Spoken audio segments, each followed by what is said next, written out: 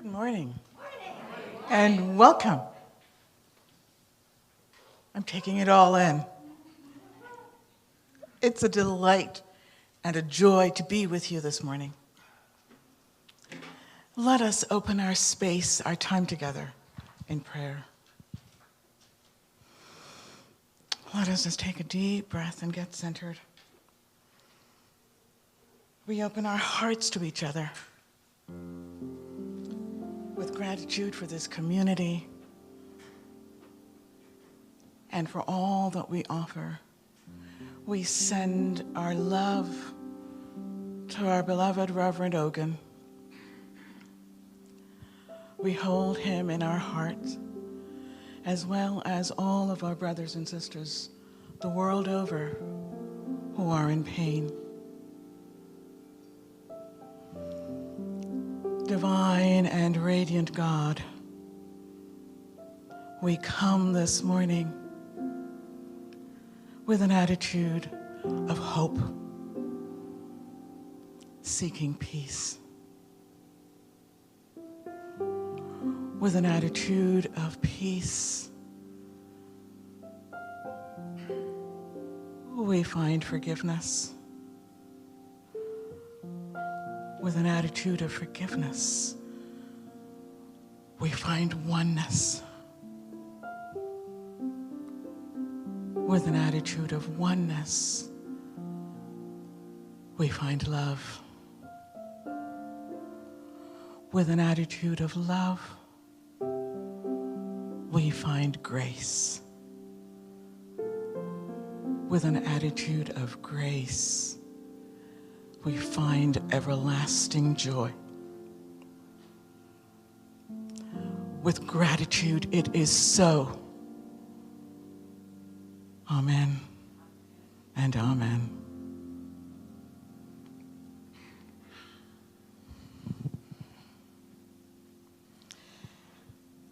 So, if you're joining us for the first time, we are delighted to welcome you here, whether you're here in person or you're joining us via cyberspace. We love having you. You can pick up a welcome packet, of course that's if you're here in person. Pick up a welcome packet in the back of the sanctuary. And if you have any questions at all, please feel free to send us an email or give us a call. Our contact information is on our website, unityofgaithersburg.org. As I referenced earlier, our beloved Reverend Ogun is not with us this morning, and we send our love to him.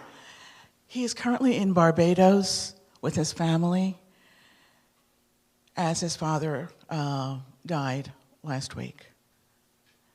So this would have been his final Sunday of service to us.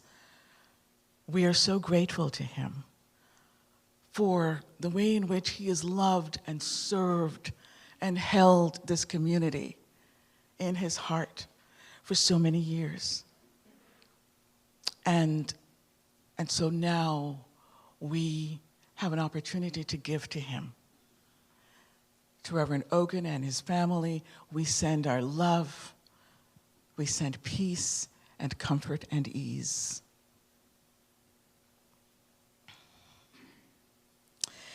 And now would be a good time to silence your cell phone.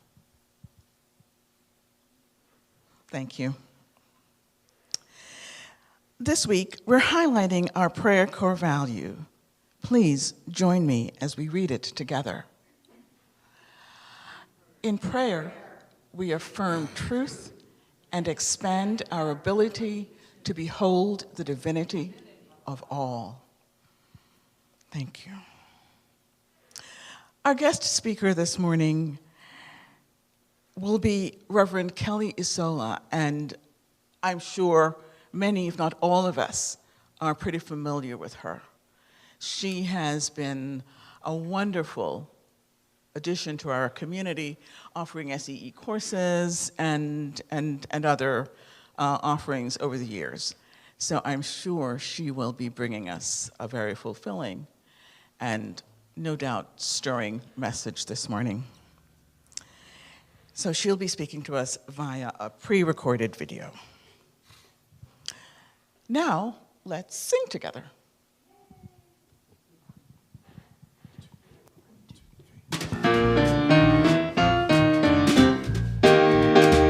My religion is kindness, my church is nature, my God is a feeling that lives deep inside.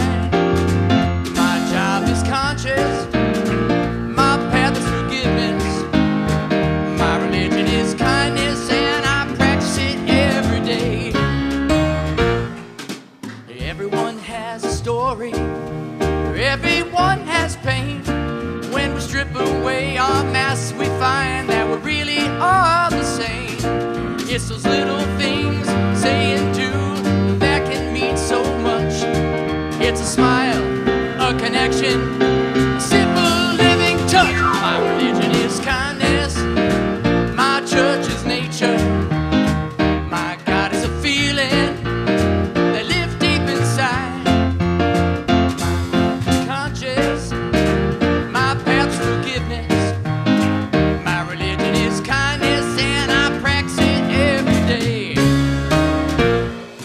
Today I'm gonna ask myself, what more can I do to be a radiant child of God and let my love shine through? I'm gonna let my heart be my guide to give the best of me.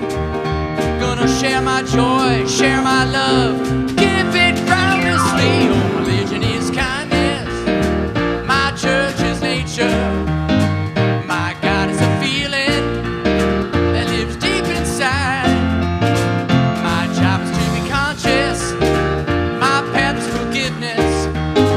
My religion is kindness and I practice it every day.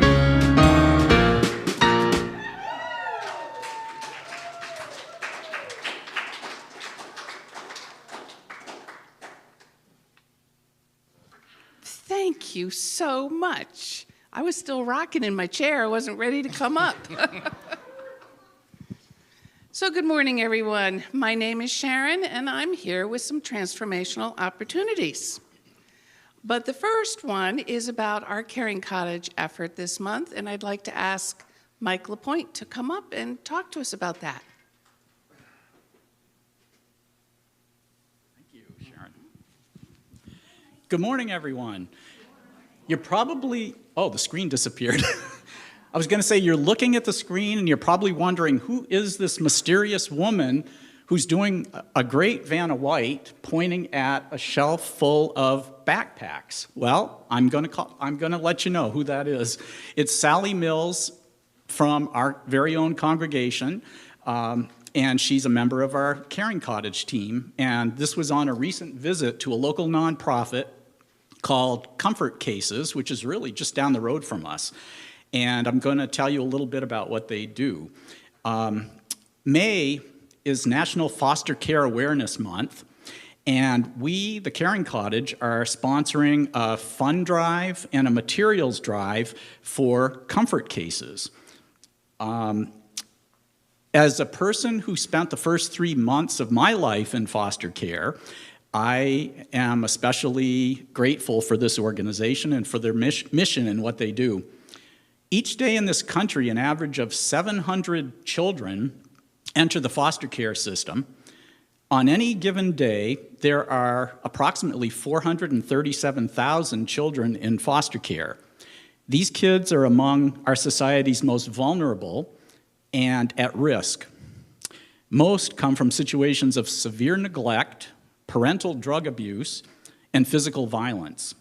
25% suffer from PTSD, which is twice the rate of combat veterans.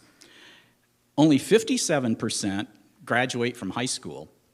60% of child sexual abuse trafficking victims have spent time in the foster care system. Now, this is where Comfort Cases comes in. Comfort Cases works to bring dignity and support to youth entering the system.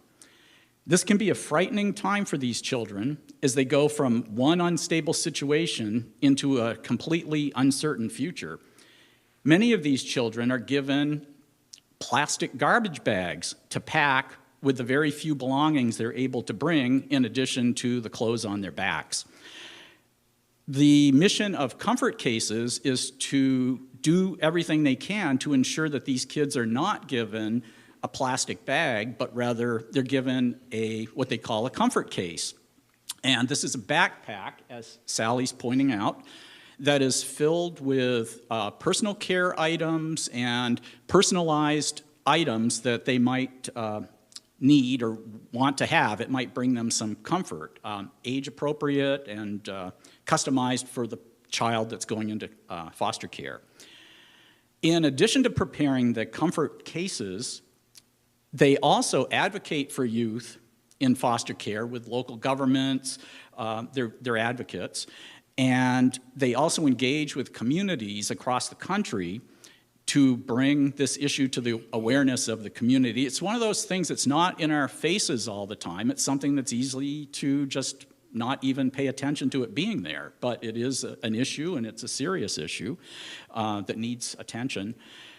So, if you would like to join the effort to raise funds for them, there is a link in our newsletter that you can go to, and it's a customized link for Unity of Gaithersburg, and you can contribute any amount. Anything is helpful.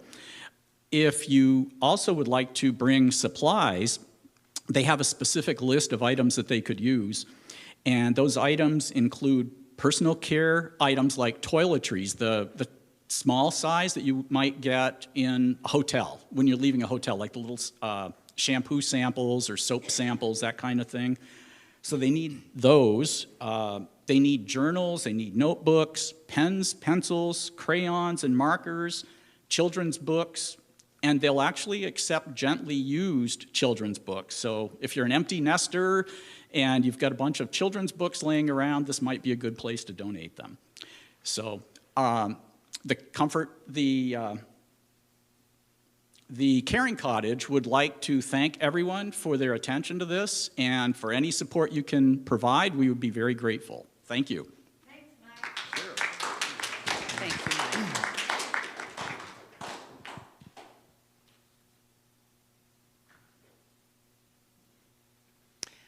Our next transformational opportunity regards SEE Week, which is just away, 3 weeks away. We have a brief video featuring Jane. Does Jane want to come up? Okay. I'm sorry. We have a brief video featuring Jane McCarthy and Rev Steve on reflections. I have known about this reputation for Unity of Gaithersburg of hosting the spiritual education and enrichment process every year for a long time, and they've always attracted top quality folks, and it's been incredibly deep. As we learn more about these unity principles, and what for me it was about, not so much acquiring more letters after my name, it was more about taking this practice into my life, my personal life, into my work, into my relationship with others. And that's what it was for me from the beginning. I never had a great desire to become a minister, but I had a career, I had work, and I wanted to bring that peace, that love, that joy into my work.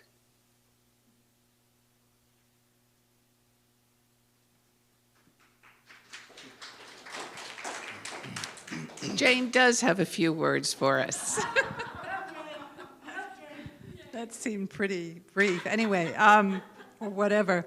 So what have we got going on this year for SEE? It begins June 5th, and we've got our Reverend Ogun and Kelly that will be doing an evening class on anti-racism that I think will be very good. I hope that especially the board looks at this, because that's such an important part of our mission here at Unity of Gaithersburg. So that will be Sunday evening to Wednesday. And then our regular faculty this year will be Kelly, is doing a course, and Paul Hasselback will be here doing the metaphysical courses, and I'll be doing a course on the Christ. So it's on the New Testament and looking for that Christ teachings that Jesus taught in the New Testament about the Christ within all of us. And that's one of the SEE courses. And Sandy Butler will be teaching Eye of the Storm. And I think that's about everybody. But anyway, I hope we're looking forward. Thank you. Sarah, right, who is now, Sarah Phillips is now the minister at Unity of Annapolis. And she'll be teaching one of our newer courses there. But it's all virtual, so no travel involved. But that's what we're doing this year, so I hope you can join us. Thank you.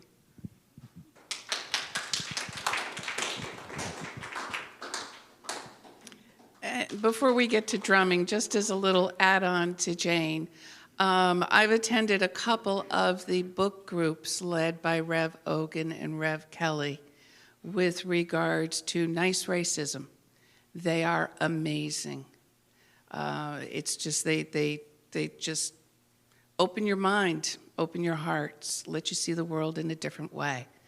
So not to plug just that course, but they are an amazing pair, and the courses that they lead are incredible. Okay, so in just 2 weeks, please join us for our outdoor drumming.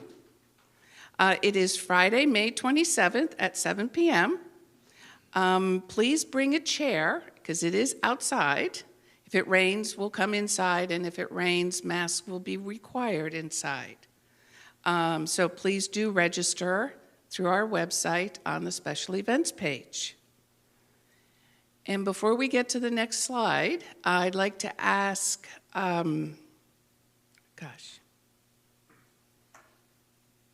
Jerry, thank you. I just had I was still back on book group. I apologize. I'd like to ask Jerry to come up and talk to us one more time about Pick a Party.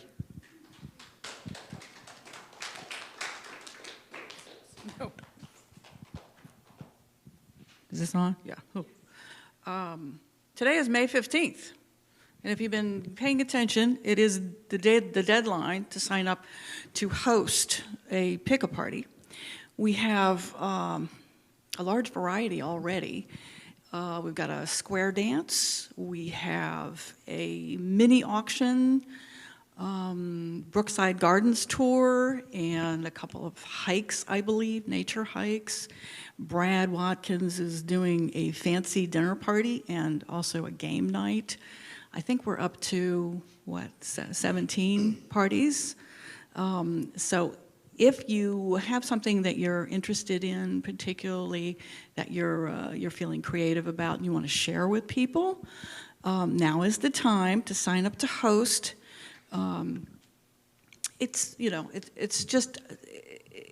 It's about community, not just about fundraising, but it is about community and getting us all together and for Unity of Gaithersburg. So please do think about it. Just think about if this is something that you're feeling called to do. Take a look in the newsletter. There's a link to sign up to host a party. I think there's. I think the link is just in the newsletter. Is it anywhere else? Is it on the website? It's on the website. Okay, great. Also, if you don't feel like you're called to host, we do have a donation button as well. And after today, we are going to be setting up another link to sign up to attend these lovely parties. And so, anyway. It's May 15th, so please think about it. If you've got something brewing in the back of your mind, you have to sort of speed that process up a little bit and sign up by the end of the day. And yes? I was just going to say, I believe that Jill Robbins will be available in the peace room. Is she going to be in the peace room today? Okay. Jill, if you'd like somebody to help you sign up, Jill's going to be in the peace room with her handy-dandy PC, and she will help you sign up to be a host. And thank you very much. Hope to see you at pick-a-parties. Thank you, Jerry. One last announcement before we get to our daily word, and that is our prayer chaplains today are Morsende and Edie.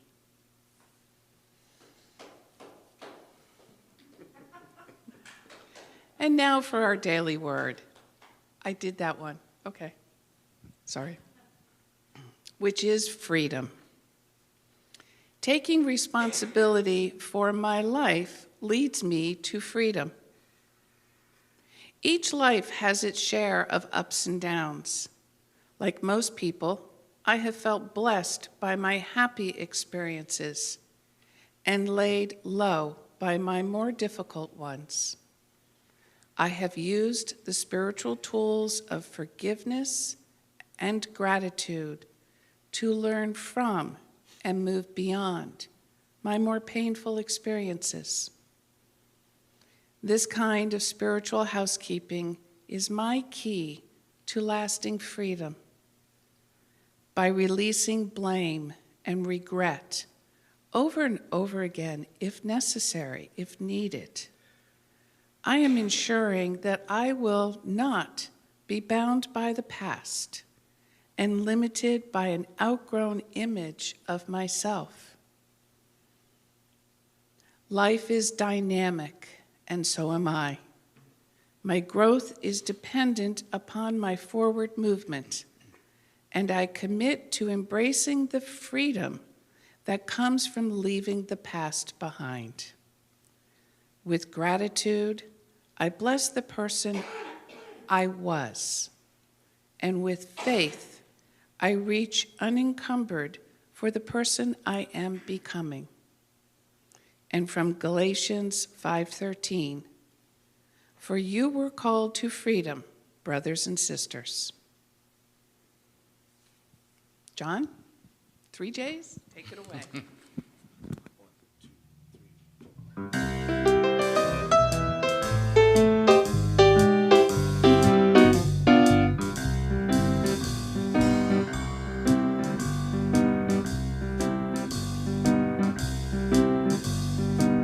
You've got a friend in me.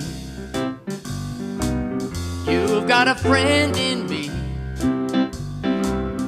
When the road looks rough ahead and you're miles and miles from your nice warm bed, you just remember when your old pal said, "Oh, you've got a friend in me." Yeah, you've got a friend in me.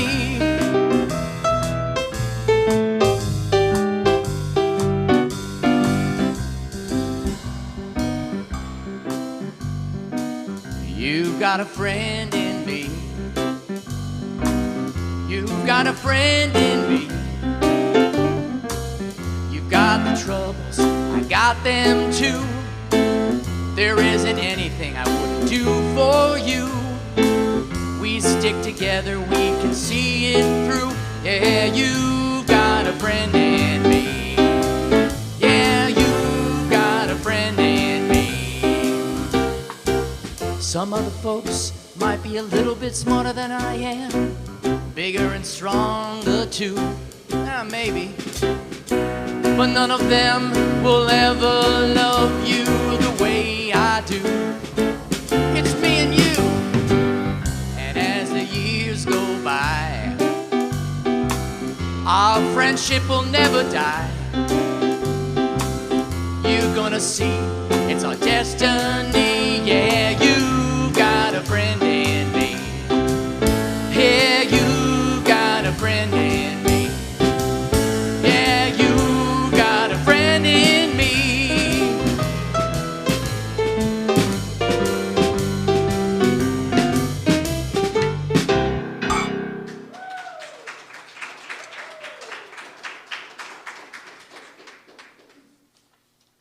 One of the best things that has come out of COVID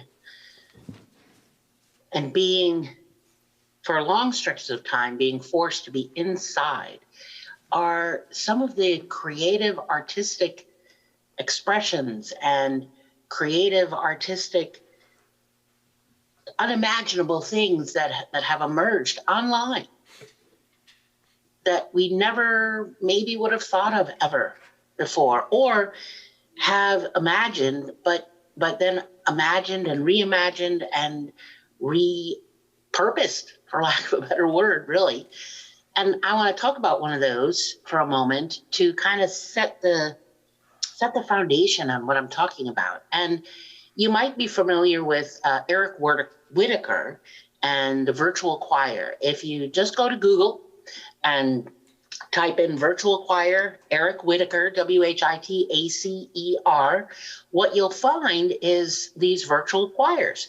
And what the virtual choirs are is, and he's been doing this for a long time, long before the pandemic, long before before there was these long stretches of being, in the house and not leaving. And I can't imagine if you're part of a choir and have that passion for singing and being with people and just the joy of music, and then having that just cut short and not being able to meet with people and having to find new ways to do that. And so Eric Whitaker and his virtual choir, while he's been doing this a long time, it's radically shifted during the pandemic. And so what he does is, I've seen other people do it, but for me, he's masterful. He has people, you have to try out or apply, but people record themselves on video, and they send these in to him, and then he pieces them together so that you have 500, 1,000, 1,500. This latest one that he did was over 17,000 people singing together. And because they send in these videos, and he has brilliant musical sound engineers and people far above my pay grade can put them all together. And then he makes this video, this virtual choir that he presents to the world. And he did this over a year ago. And it just, even thinking about it, I get emotional. And the song is Sing Gently, Singing Gently, Singing Gently. And what's interesting is the video is over 10 minutes long, and the song itself is only about 3.5 minutes. Everything else, the 7+ minutes that's the rest, is the credits, because there's thousands and thousands and thousands of people singing from all over the world that put together. And it's just brilliant. It's just brilliant. And here's a few of the words that come from the song. May we sing together always. May our voice be soft. May our singing be music for others, and may it keep others aloft. I love that. May our singing be music for others, and may it keep others aloft. And then it goes on to say, this is my favorite part, sing gently always. Sing as one, as one. May we stand together always. May our voice be strong. May we hear the singing, and may we always sing along. Sing gently always. Sing as one. Sing gently as one. I love the words because I'm part musician, not a professional musician. I grew up playing piano. I grew up in choirs. I grew up singing in church. My sister plays the guitar. We're kind of a musical family. And so the idea of singing gently and singing with others, really, I come alive at the idea of singing with others. I come alive at the idea of when he says, sing gently always, and sing as one. Sing as one. One of the reasons I wanted to talk about this today is that you're watching this on May 15th, and we're right in the middle of the month. And if you don't know, May is National Mental Health Awareness, or Mental Illness Awareness Month. So I wanted to tie it to, because these words, sing gently always, sing as one, is much bigger than just singing, really. And I wanted to connect it to mental health. I wanted to connect it to caring for our mental health.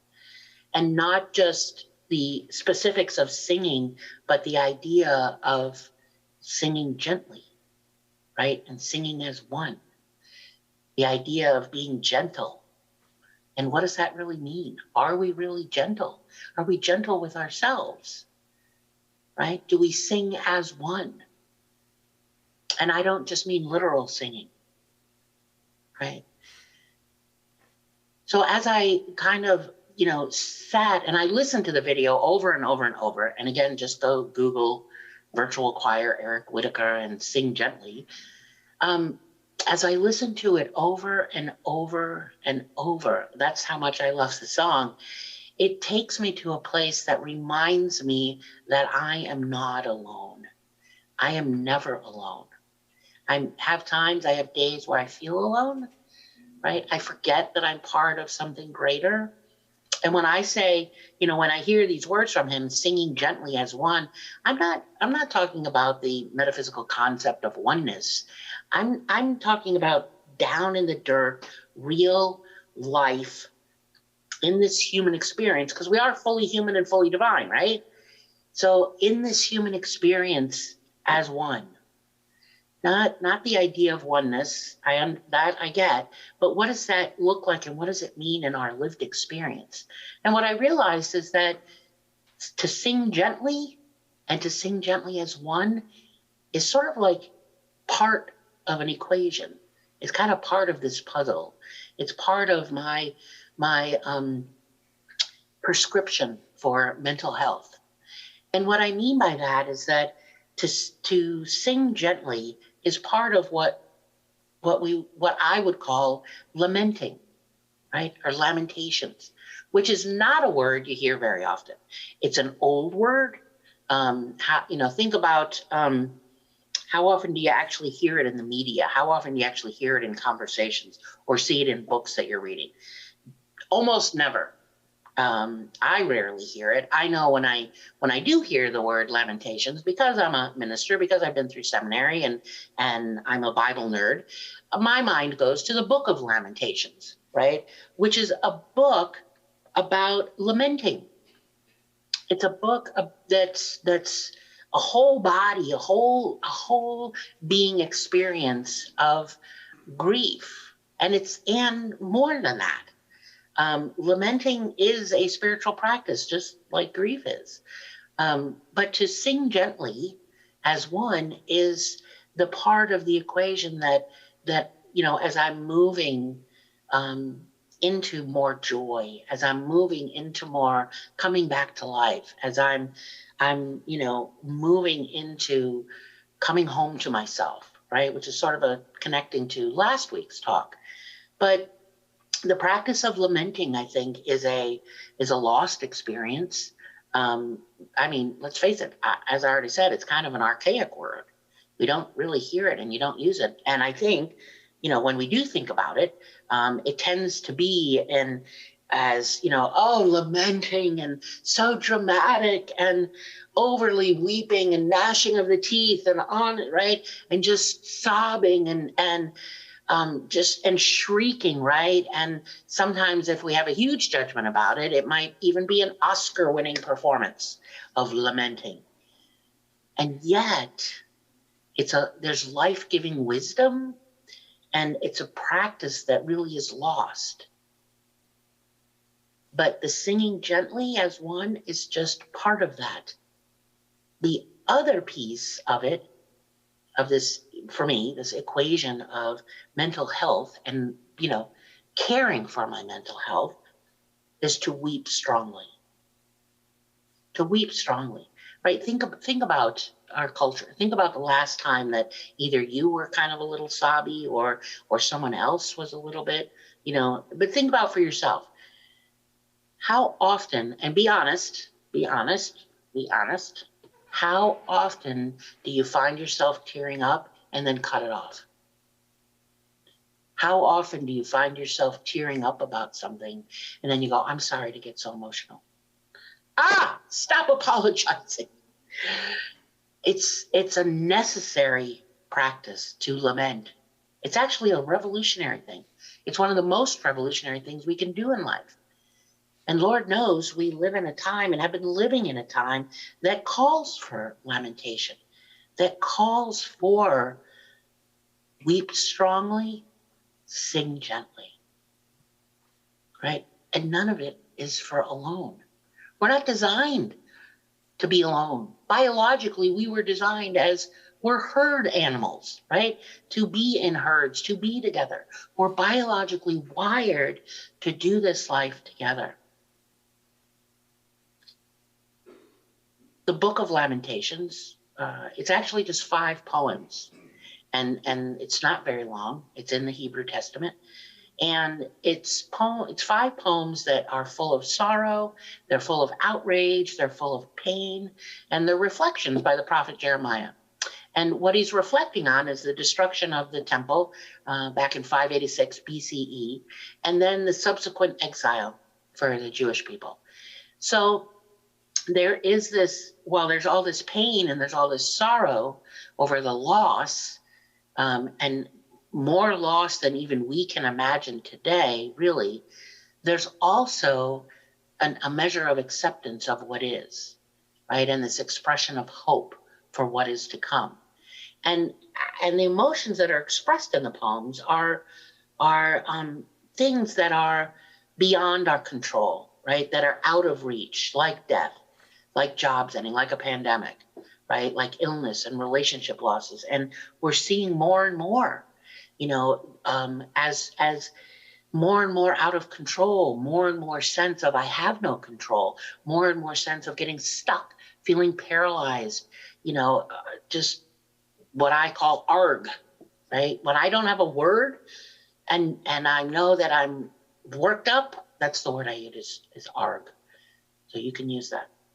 But Lamentations is can be a kind of a little bit strange.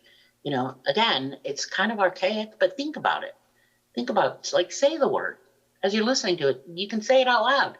To lament, lamentations, right?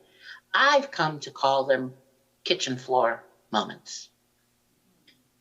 Kitchen floor moments. And what I mean by that is that when something is going on that is so overwhelming for me, I'm kind of lean against the wall and slide down the wall, or I kind of slide down the cupboard until I'm this little puddle on the floor. It's a kitchen floor moment. Might be a bathroom floor. But it's the allowing myself to collapse, really. And it's okay. It's good to. That's the weeping strongly. Like, use it. It's powerful to weep strongly.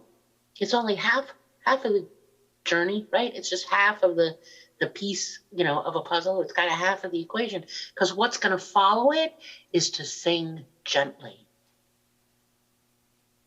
The word lament means to mourn or to grieve out loud. It's, as I said, it's sort of wailing and gnashing of the teeth, and it might be guttural utterances.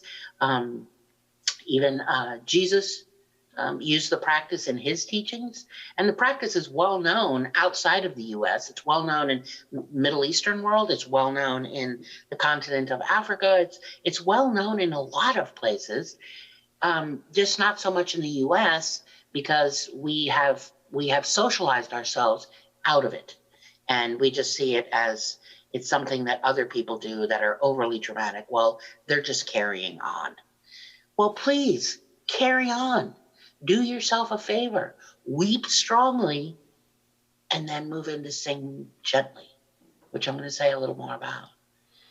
But because grief, right, sadness, powerlessness is always a part of life, right? With every death, it came equipped, or with every birth, it came equipped with its death. Always, always and forever. With every birth of anything, an idea, a person, an event, animal, plant, it came equipped with its own death.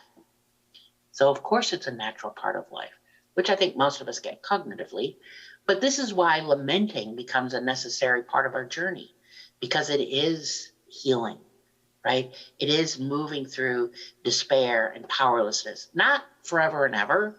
not just once and then we're done, but this energy of weep strongly, sing gently.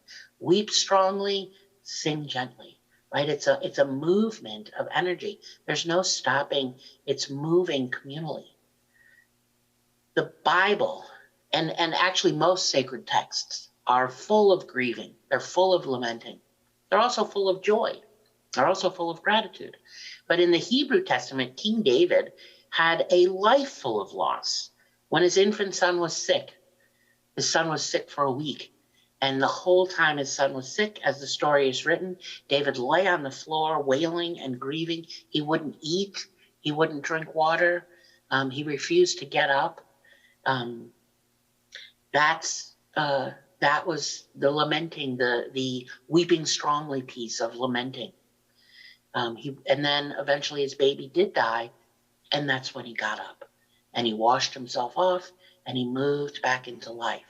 That's the singing gently, right? Singing gently as one, right? We move back into life, but we don't do it alone.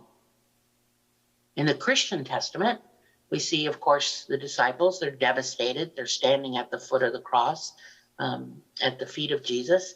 And, what are they doing? They are weeping strongly. They're not holding back, right? Sometimes, and I think most of us are familiar with this, we've certainly lived it a lot, sometimes life happens so fast that we lose our sense of how the world works. It happens so quickly that we lose a sense of, well, what keeps me safe, right? What gave my life meaning? Where's the joy? Where's the passion?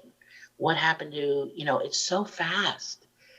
It's so fast that we can lose our sense, we lose our way, right? We lose a sense of how the world works. I lose a sense of how I work. And this is that, and it's not just mental health, it's emotional health. It's, I can lose my sense of, okay, is there a God? Like, what is it? For some people, it's where, like, I don't know, we lose our footing. So lamenting is a step toward rebuilding and redefining our own reality. Right? We may lose a perception of ourselves. We lose, what people around us are like. The relationships change, and it's like, I thought I could kind of count on you for that, but maybe not so much, but not so much anymore. Or, I used to really enjoy fill in the blank, but I don't know that I do anymore. I'm not sure what my purpose or my meaning is. We're very hooked on purpose and meaning. I got to discern my purpose. Heck, we have SEE classes. I got to find my joy, right? I gotta. No, you don't gotta, right? In the course of our lifetime, we're going to lose a lot of things, a lot of people, a lot of places, a lot of things. So we're always being provided a doorway, an opportunity for lamentation. We're always being provided an opportunity to weep strongly, sing gently. Right? Weep strongly, sing gently. If you need a checklist for moving through change, there you go. I'm not a huge fan of a lot of checklists, although I do need them to keep myself on task. But that's how I move fully into anger, through the anger, into pain, through the pain. When I find myself tripped up by why did this happen? Does this have something to do with karma, or punishment? Or why? When I keep going into the why, right? That's a good sign for Kelly. Pause, weep strongly, whatever that looks like. Bathroom room moment, bathroom floor moment, kitchen floor moment, but not cutting it off, making no apologies, not doing it alone. Right? Fall apart. Let people see you. Give them a chance to be there with you. Let someone love you. So fall apart. You have full permission to fall apart. Trust me, nobody cares about the ugly face you make when you cry. Really, nobody does. We're the only ones. So do yourself a favor. Weep strongly, sing gently. We're taught when we move into the why is this happening? Why, and we keep asking why, because we want to understand, right? We think if we can understand and make sense, then it'll be easier, that the pain will be less. But it's actually untrue. It actually keeps us stuck. We're taught at a very, very early age to pull things apart, right? If I can pull this thing apart, pull out the pieces, and then I can understand them. And we think if we can see all the parts, I can understand them. And if that happens, then my pain will be lessened. And it's just not so. It's just not so.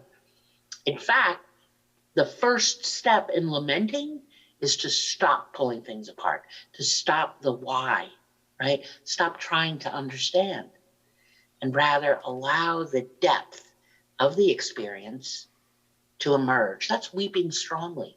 Just allow it. It's not going to break you. It's not going to kill you. You're not going to stay stuck there forever. I guarantee you, you won't. So rather than focusing on the why, which is trying to understand by pulling it apart, let me shift my attention to what, right? What got broken open by the life experience? Not why did this break open, but what got opened? What got opened by this experience? What is wanting to emerge? And then when we do that, that's part of the weeping strongly, being able to shift to what got opened and allow it to emerge. Then we can move into the singing gently. Lamenting is letting things in rather than breaking things down, right? It's this journey of letting things in, letting them emerge, and then building, or, this experience becomes the bridge back to life. Ask yourself, when I'm confronted by life, by the unexpected things that really rock my world, do I isolate? Do I not tell people? Do I keep it to myself because I'm trying to pull things apart to try to make sense of it? Do I write in my journal? Do I, do things? Do I type up? Do I do things alone to try to understand the why, right? To solve my pain? Or do I connect to the experience and to life and listen to its wisdom? Do I use the experience as the bridge to what's next, right? Do I isolate and shut down and close off, or do I be brave and bridge my small troubled heart back to the world? We get to choose. That bridge is the connector, right? That bridge is always healing, and it's not a destination, right? Weep strongly, sing gently is always a movement, is always this dance, right? Think of an infinity loop. Weep strongly, sing gently. More life, we weep strongly, we sing gently. And the bridge is to sing gently. And what does singing look like? I don't know. It looks different for everybody. It could literally be singing. Turn on your favorite song and sing as loud as you can. We do it in our cars all the time when we're driving. We think nobody can see us. And how fabulously silly do we look? Sing at the top of your lungs. Some people do it in the shower, right? In whatever way. And so maybe singing gently is not actually singing, but maybe it's just being with someone. Gardening. Maybe it's being with someone out and having coffee, right? Being with someone having a meal. Being with someone walking your dogs together in the park. The singing gently is the communal activity that is that bridge, right? Connecting myself to what lives at the heart of grief, that what lives at the heart of lamenting, right? It's to be a witness, to allow yourself to be witnessed.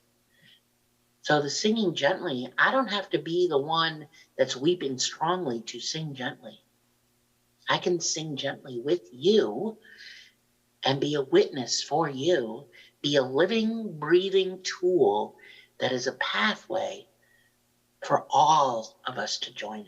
And that's the sing gently as one, right?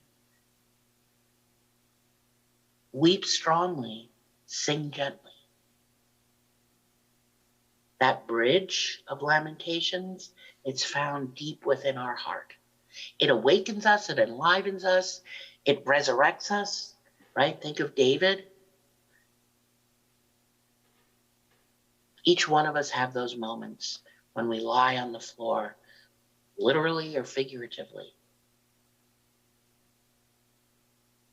So our job, our role, what we have the capacity for as being fully human and fully divine, right, is to weep strongly. Just let go. Let go of all the stuff in your mind that says you're not supposed to, and go for it. Be the hospice and midwife at the same time. Weep strongly, sing gently. So let's take that idea into meditation. If you're comfortable, you can close your outer eyes.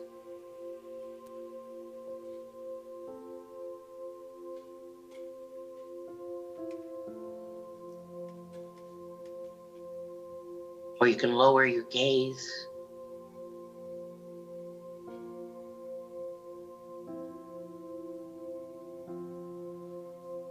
But find yourself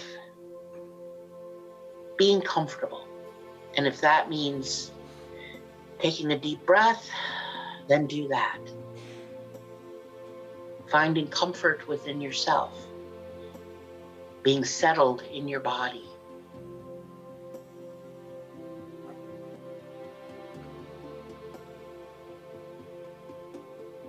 Take a deep breath.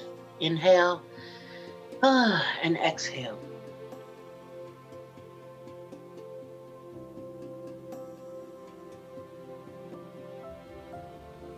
And place the words, weep strongly, sing gently. Place those words on your heart.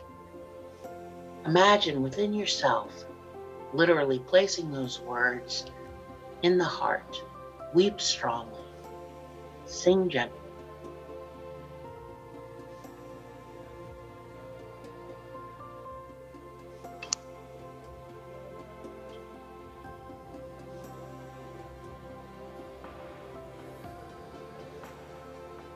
Weep strongly. What's alive in my world, wanting my attention, for me to weep strongly? What's alive in my world, asking for my attention, that I might pause and weep strongly?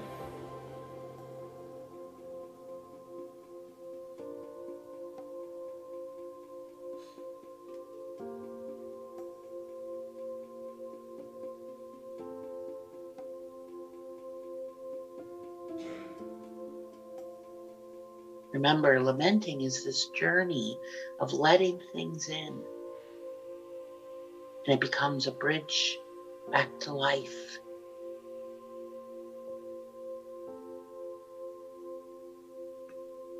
It becomes a bridge not to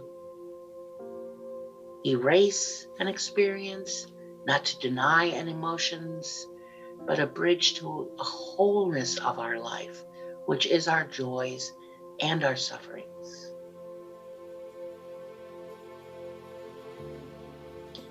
The weep strongly is the beginning of the experience to remind us that we don't do this alone. That's what that bridge back to life is remembering the power of the other person, the other loved one.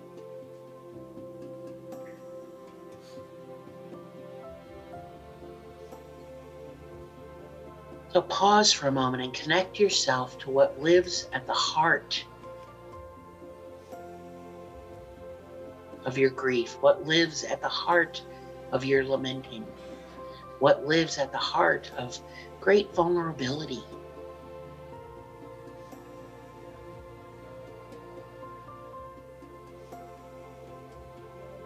And weep strongly.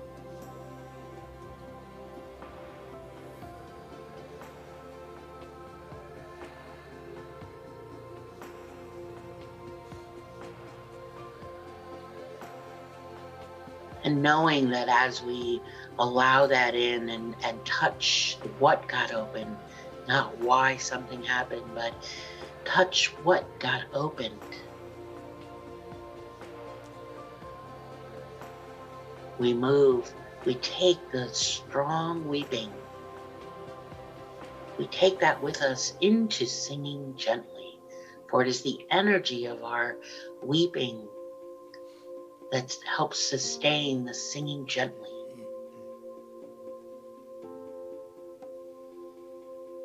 We sing gently as one because we know our shared humanity.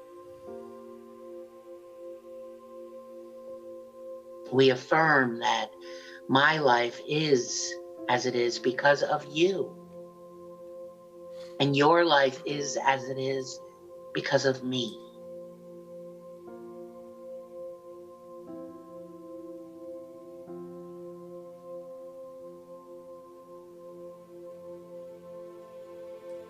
I believe we all need to desperately reclaim, for our well-being, for our sense of wholeness and belonging, this practice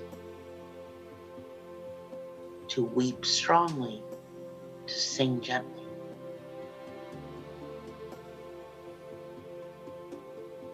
May we sing together always. May our voice be soft. May our singing be music for others, and may it keep others aloft. Sing, sing gently always. Sing, sing as one. May we stand together always. May our voice be strong. May we hear the singing, and may we always sing along. Sing, sing gently, always. Sing, sing as one. Singing gently as one. Hold that last line for a moment in the quiet. Singing gently as one.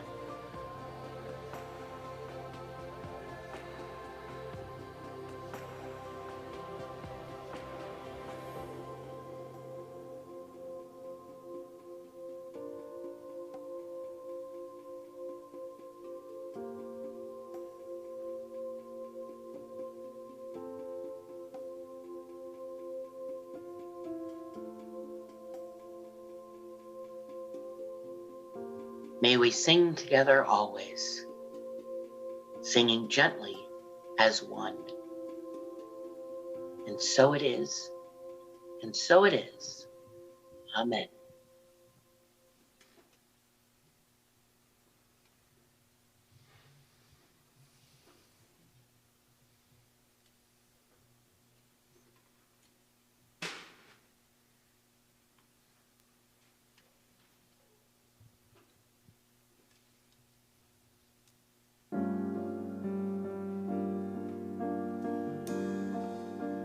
I hope the day will bring a lighter highway for friends are found on every road. Can you ever think of any better way for the lost and weary travelers to go?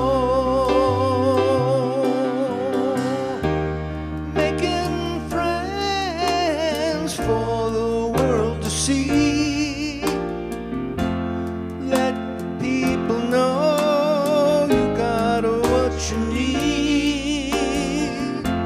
With a friend at hand, you will see the light. If your friends are there, then everything's alright. It seems to me a crime that we should age. These fragile times should never by, a time you never can or shall erase, as friends together watch their childhood fly,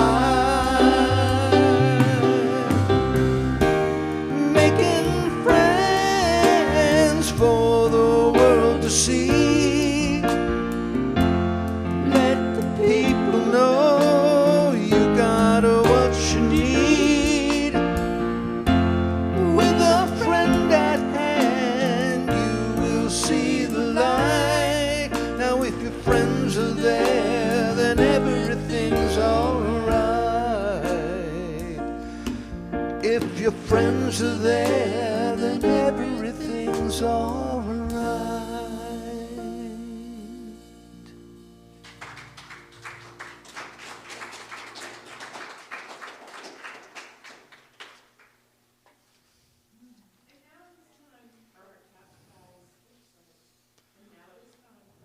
And offerings.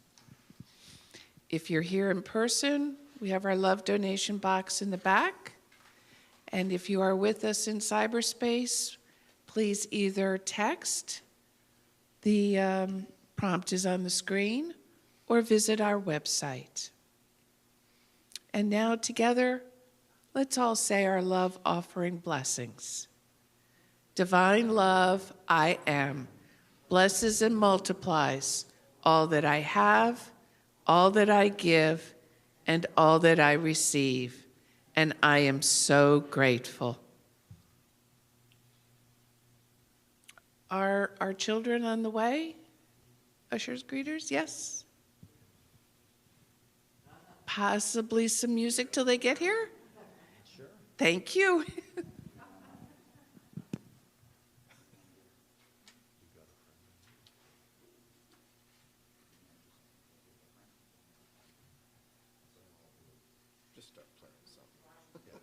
We'll just do a little jazz number. Yeah. 1, 2, 3, 4.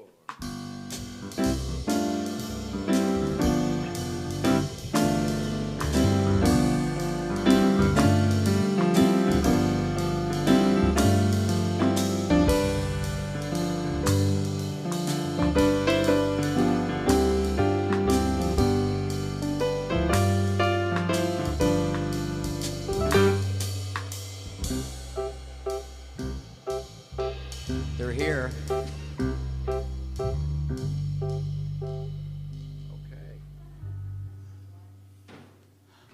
1, 2, 3.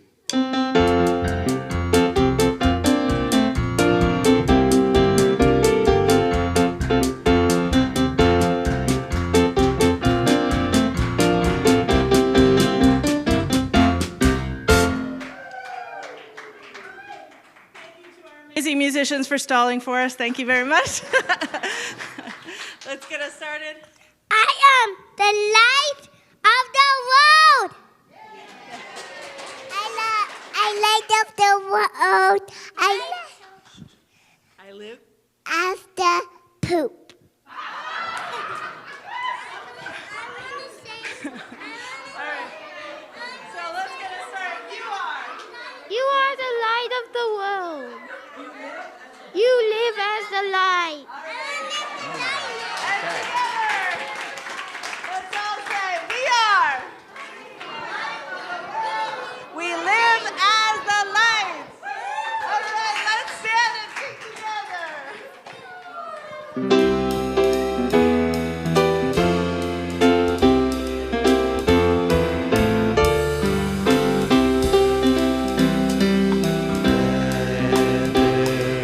These are the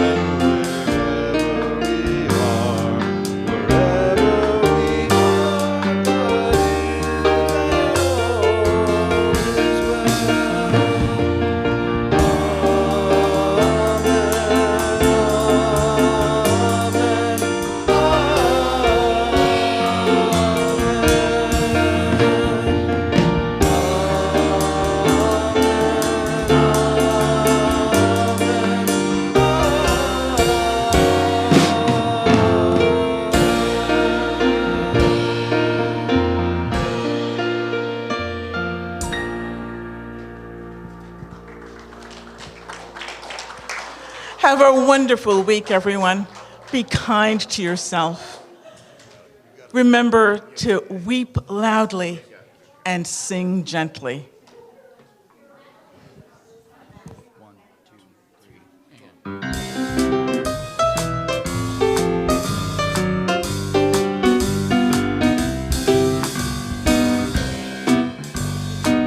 You've got a friend in me. You've got a friend in me.